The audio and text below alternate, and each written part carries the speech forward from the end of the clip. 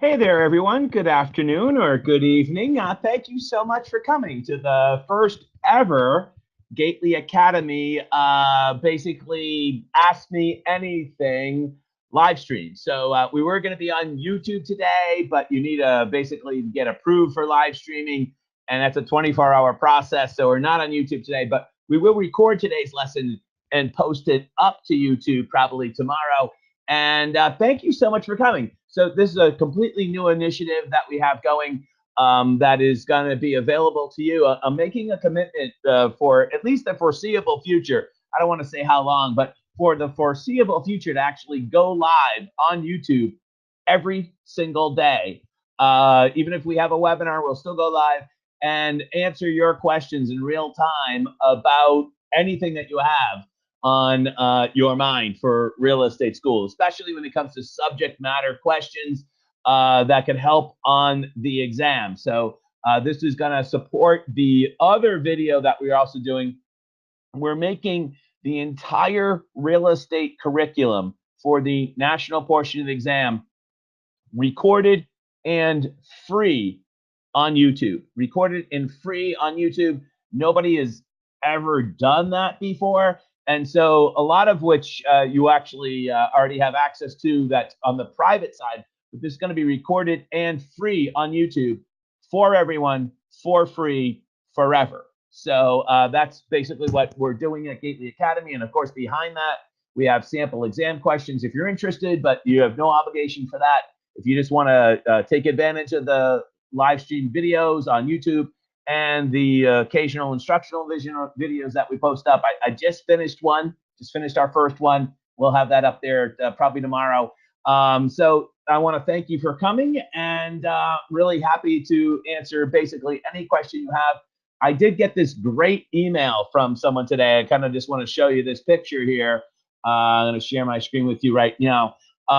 This is Amy Flanagan. She's got a little snow in the hair there, but you can see that she has her real estate license right in her hot little fist. She's in the parking lot of the exam center, and she sent this picture to me today. I love getting these pictures, but it came with a little bit of a warning for all of you, and I want to kind of read to you what she sent me. So let me go over here and get that email that she wrote. Let me just kind of bring this up on my screen here. A little tough for me to read. Let's go shrink it up there. So here's what she wrote. I took your advice and I passed the exam. I took my time and I marked questions I wasn't sure about. And I took a little under 2.5 hours to complete it. Now, for me, that's way too quick. They give you 4 hours, and finishing it in 2.5, I think, is way too quick. But aside from that, she then adds, quote, a guy came in well after me and left before me, and I could hear him being told that he failed, unfortunately. So it really does pay. Here's the kicker. It really does pay to take your time at the exam. Thank you for the great instruction and advice. In other words, take your time. It really does super pay to take your time so that when you can leave the exam center, you can have your certificate in your hand. I do believe that 2.5 hours is way too quick, and she left an hour and a half on the table, and I wouldn't do that. I'd want to exhaust every last minute that they gave me, because I don't want to ever drive back to the exam center ever. And take it, from me, I have pretty good experience in there, or at least a good track record. I passed the exam the first time, each time, for my salesperson, my broker, and my real estate instructor exam. I don't know anybody that's ever done that. I imagine there's somebody out there that has done that, but I don't know any of anybody. But so just one of those things that I was able to do that is because I used every last minute that they gave me. So anyways, congratulations to Amy, and just kind of wanted to throw that out there, the important strategy behind this. The passing exam is just not about knowing the stuff. It's also about having a really good strategy going into the exam so that you're not kind of blown off course, and you play all 60, as kind of like the Patriots said. So I should be completely available to you. The only thing that's going to potentially interrupt us during the webinar today would be if anybody chats me up from the website. I do have to answer questions in real time for the website. But other than that, I'm completely yours for the next, I don't know, 25 minutes or so to answer any question that you have relative to the subject matter in preparing for the exam. So let's just, see if you guys have any questions and start it out from there. Remember now the exam is in two parts, the national portion exam, which is approximately 80 questions, and the Massachusetts portion, which is approximately 40 questions. Why do I say approximately? Because it's very common for the exam center to add in additional questions. And these questions, they're called items. And these questions are basically being tested. So you don't know which ones those are. They sprinkle them in throughout the exam, and they don't actually count towards your score. But the results are then used to determine whether or not the item is an effective item, is an effective question, because they don't want to introduce questions to the exam that have not been tested in case there's bad wording in them or something like that. So they always test the question before they put it into play. So it's very possible you might end up getting like 85 questions or something a little bit more than 80. That's because they added a few in there. You don't know which ones those are, and they don't tell you. Good thing is they don't count towards your score. So it is possible also to get like 43 or 47 Massachusetts questions, but again, the extra ones, whichever ones they are, they don't count towards your score. If you want to raise your hand and ask me any question, or you can type it in. I'm pretty sure all of you already know how to use the webinar software. If you don't, just go to the upper right-hand corner and unmute yourself, your microphone, and you can also raise your hand. That's a great way to ask a question in the webinar.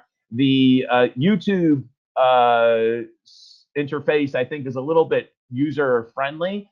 And when we do YouTube in the future, that'll be available to like everybody nationwide. So that's going to be a little bit of experience. We'll see how much of a crowd we draw up. Maybe not to begin with, but 6-7 months later, it could be another situation altogether. We'll kind of have to see how it goes. Dennis, yes, thank you very much, Dennis, for asking a question. Let's see here. Dennis asked, can you go back and look at your test once you finish the test, or only if you marked the questions? Okay, Dennis, this is a critically important question. I'm really glad that you asked it. So the exam is in two sections. So let's take the first section first, what we generally call the national or the general portion.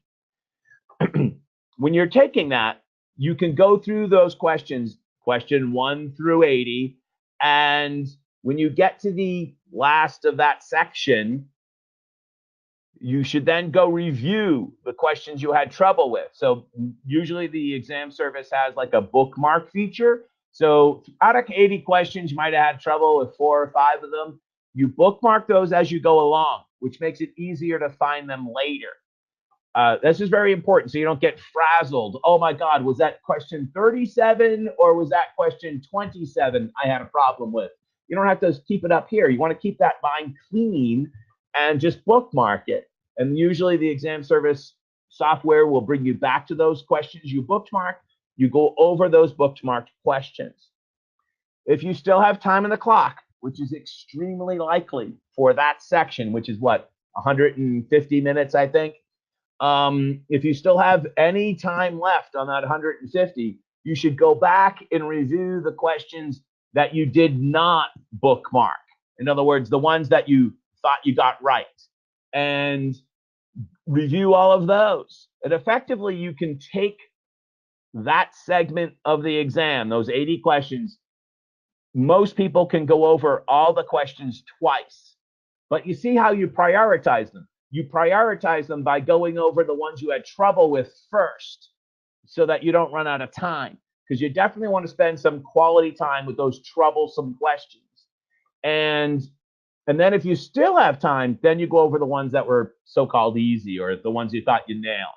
So once you do that and you exhaust your 150 minutes, then you're done with that section. You see, so you see how that works there, and you can't go back to it. Similarly, once you voluntarily move to the next section, you can't go back to it. So either you're going to exhaust your 150 minutes or you voluntarily move forward. But once you cross that meridian, so to speak, to the next section of the exam, or when you finish the second section, you can't go back. So that's why you really want to exhaust all of those minutes as soon as possible as you're going through the process. I hope I answered that question for you, Dennis. That was a really, really good one.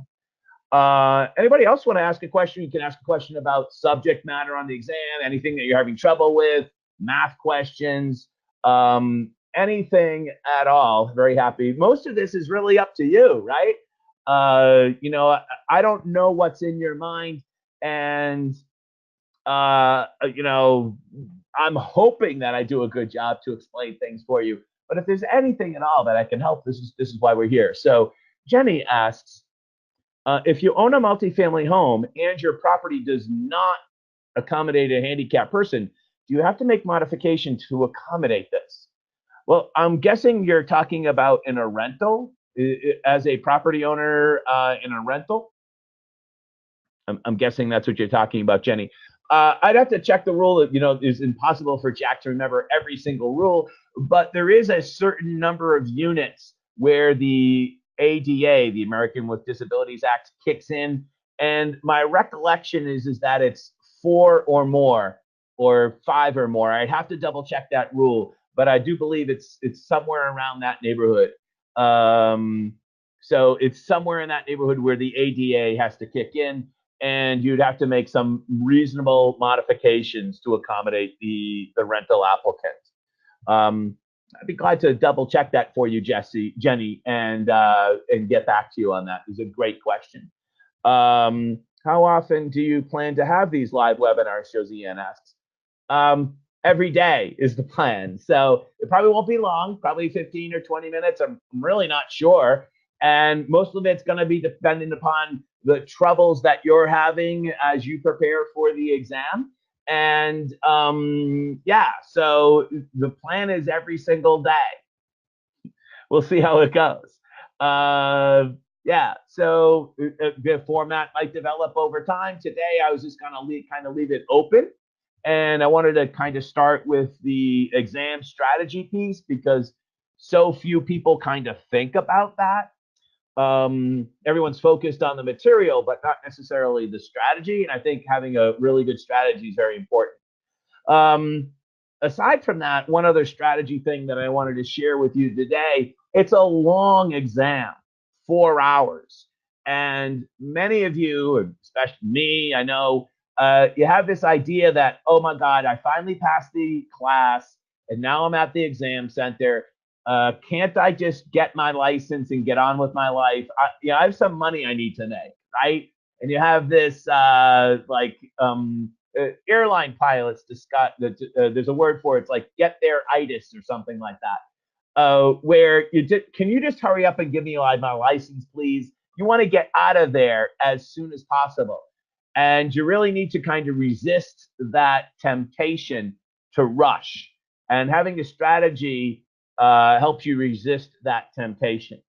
Now, having said that, if you are there for 4 hours, that's a long time, and people get restless, right? It might be helpful, especially in the break between sections, when before you start the second section. If you still have 5 minutes of time in the first section and you've completely exhausted the first section, let the clock run out. Get up and get a glass of water, use the restroom, but you get 5 minutes of time there to kind of let your mind take a time out. And me, those 3 times I passed the exam, I never got up, never, ever got up. But I did pretty much every single time, if I remember, I did take a little break.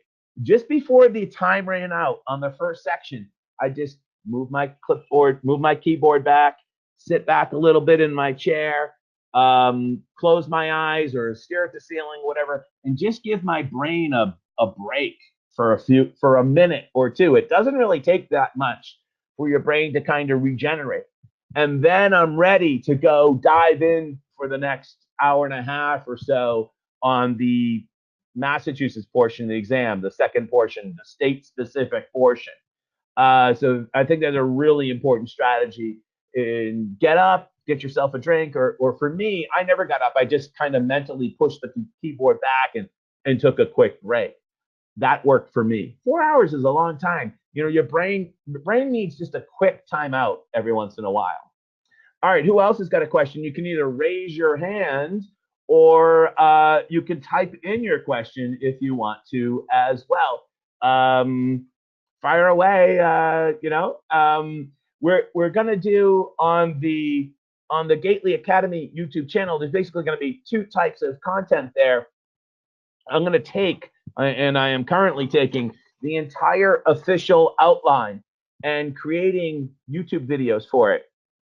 And so all the content will be there in the exact order as the YouTube, as the official outline. It's going to take you right through that.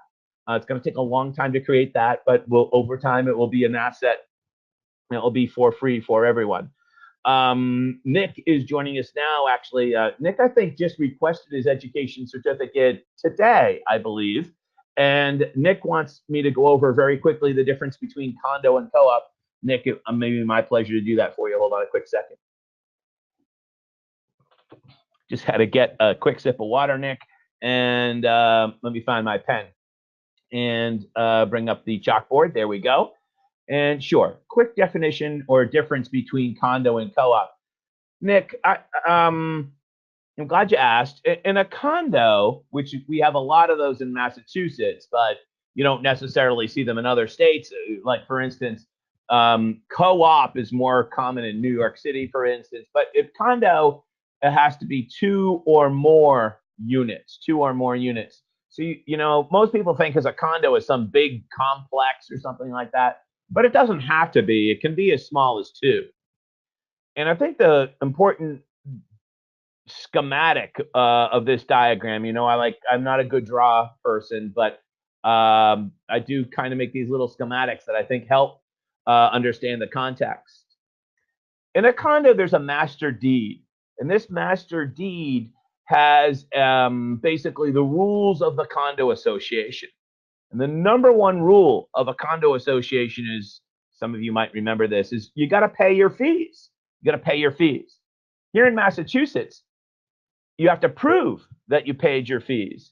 And you do that by getting a 6D certificate, from the condo association. This is proof that you paid your condo fees.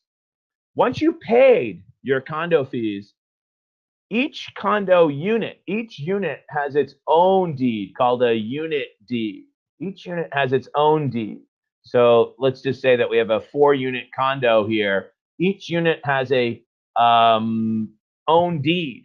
And so basically, once you've proved that you paid your condo fees, you're free to sell to anyone at any price, effectively. And that, in a nutshell, is what a condo association is all about.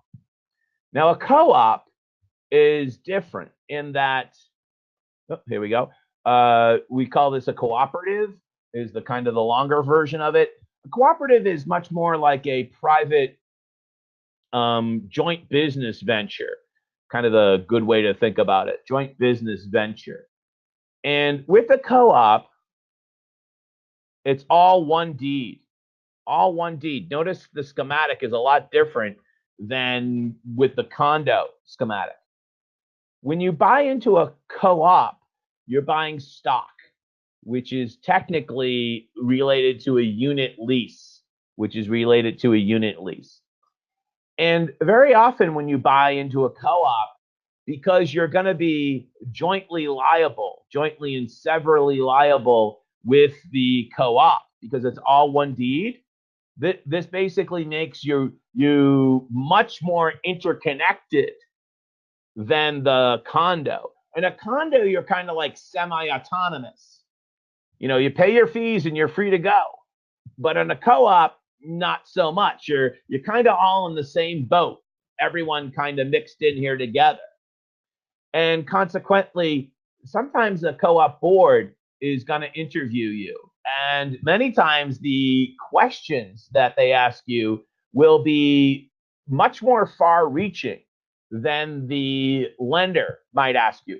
The lender might ask you questions about, and they're only allowed to ask you questions about your ability to pay. So, you know, your tax returns, your credit rating, and the value of the asset, you know, the appraisal price of the property. But the co-op board can ask questions well beyond those two topics, and occasionally they do. Lastly, quick point, side point on this. The IRS, the federal government, has been recently cracking down on condos because a condo basically allows you to buy it anonymously. And there have been some instances, allegedly, of people buying property through multiple levels of limited liability company, especially in New York and Miami, and therefore hiding profits. There's another word for that. It's called money laundering. So in many cases, now the IRS has extended this requirement to other cities, including Boston. But a sales over a certain dollar figure, the attorneys and I believe the real estate agents and maybe the title company is actually the ultimately responsible party, have to divulge who the true buyer is. And I do believe that burden is placed upon the title company. But in a nutshell, that is the difference between a condo and a co-op. Thank you for asking, Nick. I hope that was helpful to you. Anybody else with a question, comment, or concern? It's really up to you. I'll answer as many questions or as few questions as you want. I think this service is going to be really, you know, what you bring to the table. So, because we've already kind of gone over it in class, so whatever works for you in terms of going over material. Now, we could also kind of bring up random questions and just kind of throw them out there. I don't know if that is going to be as helpful. But it's really up to you. I want to be able to provide, you know, some additional access to you folks and to basically everyone who takes the class or doesn't take the class. So it's really up to you. Anybody else with a question, comment, or concern? Nick, follow up and let me know if that helped. By the way, anybody who wants to unmute themselves and ask a question that way, you may also do it that way too. I had a question for you folks, actually. What time of day would you find that this service would be helpful to you? Would it be morning, noon, or night, generally speaking? And if you want to type in your answer there, that would be helpful. Just kind of curious what type of service. Of course, many of them will be, or all of them actually, are going to be posted to the YouTube channel, so you could watch them later. But of course, there's no interaction. So if you really think that you need to ask me a question to get something nailed down one way or the other, you'd have to attend it live. Or, you know, maybe you could send me an email question or something like that, and then I could cover it for you as part of, you know, I could read the question aloud, and then I could cover it for you on the YouTube live. And yeah, that might be a way that we do that as well. Well, you had some interesting answers to that. Nighttime, definitely morning, nighttime around 6 or 7. This would be best at night due to the people's work schedules. Yeah, so I picked 6 o'clock tonight. I don't really know how I came up with that number, but yeah, I was actually thinking more like 7 or 8 would be better for most people. I think it is kind of hard for people to get for 6, but it just kind of randomly picked 6 o'clock today. You're welcome, David. I'm glad that you're here. And of course, I think, David, you just signed up for classes a little while ago. I'm not sure if you've taken our webinars yet. I can't remember. But again, for those of you who are students of our real estate school, we have our next webinar is tomorrow night at 5:30. That will be from our Boston office tomorrow night at 5:30. You should have all gotten the webinar invite this morning. You've taken one of them, David. Thank you very much. So if different answers there. I might actually do it in a way so that you could submit your questions to me. And so if in case you've missed it, so it's going to be an experimental format as time goes on. During the day, I get a boatload of questions from you folks. And I kind of wanted to be able to answer it in a manner that is efficient and is also scalable for other people, because I'm thinking that other people are going to have similar type of questions over time. And rather than constantly answering the same question, I thought that we could have like a way to kind of condense that, which would make an efficient use of my time, plus also create an additional asset to you and more availability to you to ask me a question directly. So that's kind of like the big picture. That's what this is all about. Plus, totally want to, have you sign up for the questions, but again, that's completely, absolutely optional. You don't have to do that. And I'm creating the videos because I do get a lot of questions from people that are like, "Hey, do I have to take? Is there any other way?" And I just decided for a long time I had that content on YouTube, but in a way that it was not accessible to the general public. And I just decided, you know what? I'm going to do something no one has ever done before. I'm going to basically put my entire class on the internet for free for everyone. So that's the whole plan. And I've made the first one of those today. So that'll probably be up, probably even tonight. So if you have a chance, get over to the link in the email where you can subscribe to the Gately Academy YouTube channel. And don't forget to ring the bell. So once you hit subscribe, there'll be a little bell next to it. Push that bell, and that way, when I go live, you'll be notified. And that's a kind of, it will go right to your phone, and voila, you'll get a notification. You can just join right in if you want. Thank you, Josie Ann, for subscribing. Thank you. I wonder if I have a link to that. Give me a quick second here. Maybe I can even give you the link to that. Let's see here. I wonder if I could pull that off. How do I do that? That can't be that hard, can it? Oh, hold on a second. I think I got it. I think I can somehow post it to you through this here. I got it right here. Boom. I think that's the link. Did I just post it to you? No? Let's try it again. No, that's not the link. That's the wrong link. No, hold on. Let's try that again. I don't know. Maybe that is the link. We'll give it a whirl. Oh, that is the link. Oh, look at that. Okay. At least it worked for me. I hope it's the link for you.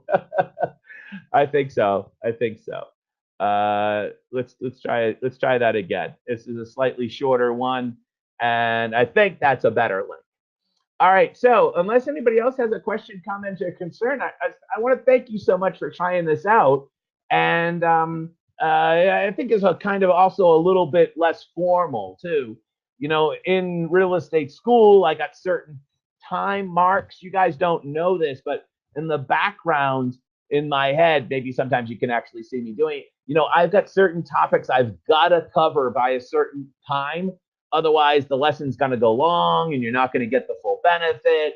And this just kind of like free form a little bit. And I'm really kind of crammed for a certain amount of time in the webinars where I got to cover a certain amount of topics. So this will be a completely kind of free form thing, I hope. So anyways, if anybody else has a question, comment, or concern, happy to help you out. Otherwise, we'll wrap it up. I didn't really have any kind of expected time frame for tonight. But if anybody has anything at all, I'm very happy to answer it for you. So the ball's in your court. Otherwise, we'll call it a day. And thank you very much for coming. But if you want to, I'll give you another minute to type something in if you want. Thank you, Nick, for coming, by the way. I'm glad you asked that question. Anybody else? Alrighty then. Well, thanks for coming. Have a great night. Study hard. And we'll see you in class. We have our next webinar tomorrow at 5:30. What is that tomorrow night? I forgot. Is that lesson number 1? I'm guessing it is lesson number 1. And for many of you, we'll see you tomorrow night at 5:30. Otherwise, we'll probably see you live sometime tomorrow on YouTube. Thanks for coming. Bye-bye.